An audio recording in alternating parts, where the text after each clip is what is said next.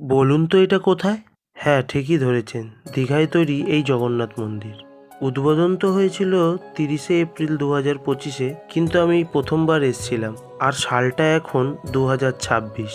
অনেকেই জানো না হয়তো, পুরীর মন্দিরের আদলে তৈরি এই মন্দিরটি প্রায় 20 একর জমির ওপরে অবস্থিত, যেখানে জগন্নাথ, বলরাম, সুভদ্রার মূর্তিটি নিমকাঠ দিয়েই তৈরি করা হয়েছে। মন্দির চত্বরে একটি ভোগ মণ্ডপ ও নাট মন্দির রয়েছে। নাট মন্দিরের গায়ে কালো পাথর দিয়ে 10 অবতার মূর্তি খোদাই করা রয়েছে।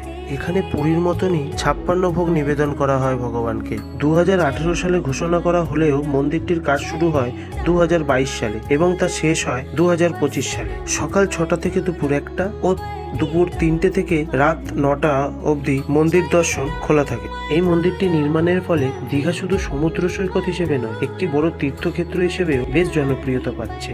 তবে আর দেরি কিসে, এই অপূর্ব মন্দিরটি দেখার জন্য একদিন প্ল্যান করেই ফেলি। তাহলে আর কি, দেখা হচ্ছে নেক্সট ভিডিওতে। সবাই ভালো থাকুন, সুস্থ থাকুন।